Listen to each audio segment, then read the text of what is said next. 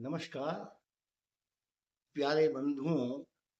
6 अप्रैल शनिवार 2024 के ज्योतिष शास्त्र के अनुसार बहुत बड़ा महा महा वारुणी योग बन रहा है, जो पिछले लगभग 18 वर्षों के पूर्व आया था। सन 2006 में आया था।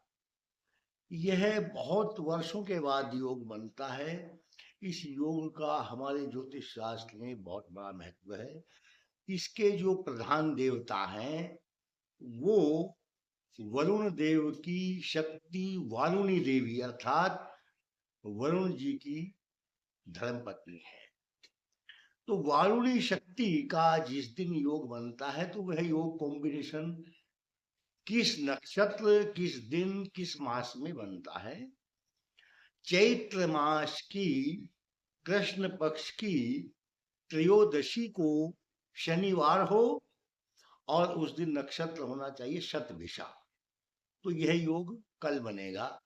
इसका जो समय है 10:20 प्रातः से 3:40 तक रहेगा।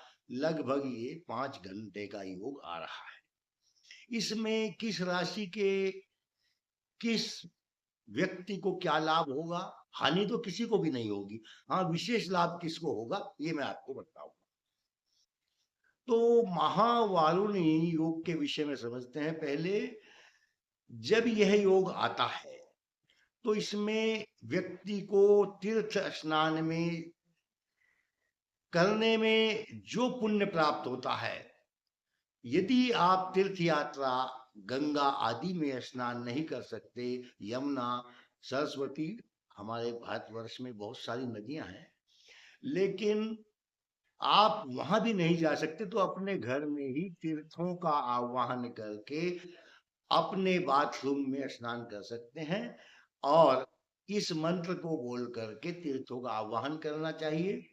गंगे च यमुने चैव गोदावरी सरस्वती नर्मदे सिंधु कावेरी जलेस्मिनीं सन्निधिं कुरु।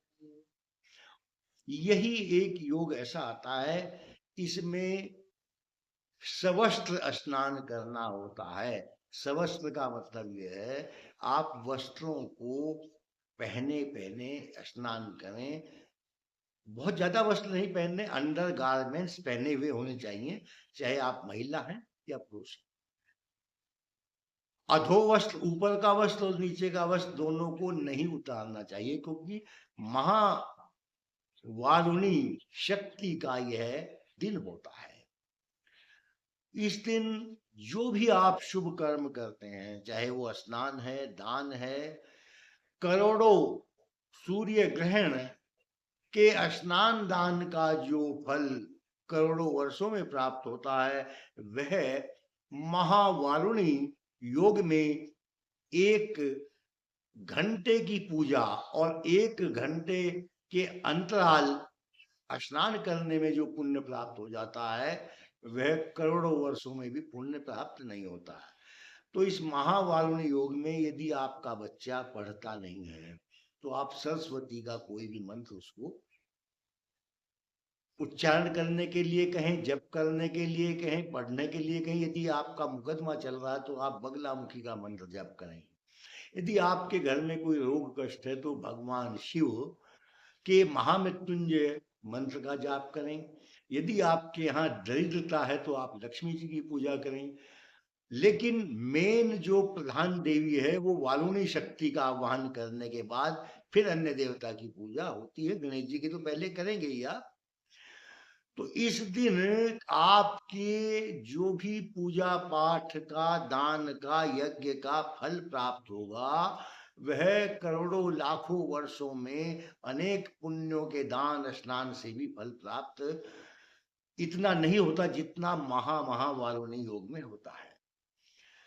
इस योग में हमें अपनी नदियों का, तीर्थों का नाम अवश्य लेना चाहिए। यदि आप वहां नहीं जा सकते तो उन तीर्थों का नाम लेने से भी, उस जल को अभिमंत्रित करके आप स्नान करते हैं तो वह गंगा जल के समान जल होता है। महा वारुणी जो योग है आपका कल्याण करता है। गंगा सिंधु सरस्वती यमुना गोदावरी नर्मदा कावेरी सरयू महेंद्र तनया चरमण्यवती वेदिका क्षिप्रा वेत्रवती महाश्वर नदी ख्याता चया गंडकी पुण्या पुण्य जलै समुद्र सहितां कुर्वन्तु मंगलम। ये सब तीर्थ स्थान आपका मंगल करें, आपके घर में सुख शांति दें, निरोगता दें, विद्या बुद्धि दें। यदि आपका बच्चा किसी कॉम्पिटिशन में बैठ रहा है, चाहे वो आईएएस का है, चाहे आईआरएस का है, नेट का है, पीएचडी का है, पीसीएस का है, आईएएस का है, कोई भी कॉम्पिटिशन है, यदि इस दिन आप महाशक्ति महासरस्वती के मंत्रों का जप करके अपना अनुष्ठान करते हैं, अपना कोई भी कार्य करते हैं, आपको सफलता प्राप्त होती है।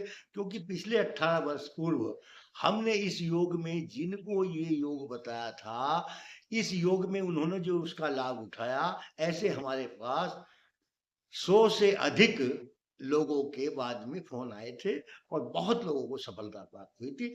कई लोगों के असाध्य रोग दूर हुए थे। अब आपको यह सुनना है किस राशि के व्यक्ति के ऊपर इस योग का क्या प्रभाव पड़ेगा।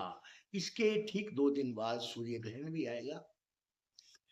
तो जो सबसे पहली राशि है मेष, आपके 11वें स्थान यह योग पड़ रहा है, आपके लिए भवन भूमि से लाभ होगा, विद्या बुद्धि की प्राप्ति होगी, आपके कार्य जो अब तक रुके हुए थे वो बनेंगे। वृषभ राशि के लिए धन धान्य लाभ देने वाला है, यश मान सम्मान देने वाला है। मिथुन राशि के लिए भी भाग्योदय कारक है। कर्क राशि के लिए शुभ नहीं कह सकते। यदि आप जल तत्व की, जल देवता की पूजा करते हैं तो उसकी अशुभता नष्ट हो जाएगी, क्योंकि यह आपके अष्टम भाव में योग बन रहा है। सिंह राशि को भी कल्याणकारी है। कन्या राशि वाले अपने स्वास्थ्य का ध्यान रखें, इनके पेट में प्रॉब्लम हो सकती है, इनको कोलाइटिस, एमेबाइसिस, इस प्रकार के रोग, आईबीएस, आप अपने खान पान का ध्यान रखें। इरिटेबल बाउल सिंड्रोम जो आईबीएस का रोग है, वह विशेष रूप से कन्या राशि वालों के लिए चल रहा है, पेट में कीड़े होने का रोग।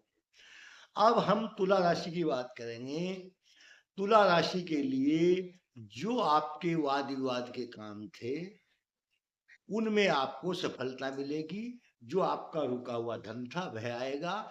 और वृश्चिक राशि वालों के लिए भवन भूमि का लाभ होगा, अचानक धन प्राप्त होगा, आपका कहीं रुका हुआ वाद विवाद भूमि संबंधी चल रहा होगा तो उसमें आपको सफलता प्राप्त होगी। धनु राशि के लिए तो बहुत ज्यादा लाभकारक यह योग है, क्योंकि ये पराक्रम भाव में रहेगा, आपके पराक्रम में वृद्धि होगी। आपकी संतान के लिए कोई भी कंपटीशन हो, विद्या हो, एजुकेशन में कहीं भी कोई रुकावट नहीं आएगी। संतान की तरफ से आपको सुख प्राप्त होगा, उनकी तरफ से आप सेटिस्फाइड होंगे। मकर राशि के लिए भी धन धान्य देने वाला यह योग है। कुंभ राशि की तो ऊपर आ ही रहा है, आपके तो राजयोग बनेगा। जितने इस बार देखना आप जिनकी जन्म में कुंभ राशि होगी, शतभिषा नक्षत्र होगा, पूर्वाभाद्र नक्षत्र होगा, जितने भी लोग हाल में चुनाव लड़ रहे हैं जिनकी कुंभ राशि है, 99% पॉजिटिव रिजल्ट उनके लिए आने वाला है। मीन राशि आपके लिए खर्च का प्रतीक है। भागदौड़, यात्राएं, मानसिक चिंता, नेत्रों में पीड़ा, जलन आंखों में और तनाव चिंता यह देने वाला है। तो भगवान शिव की आराधना करें, जल तत्व की पूजा करें। देखिए, जल ही जीवन है।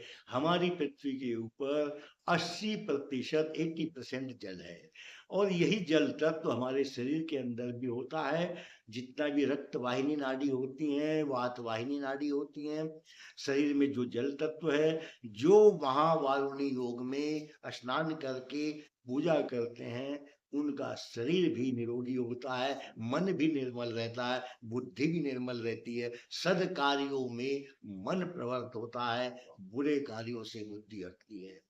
देवाधीनम जगत सर्वम, मंत्राधीनम देवता,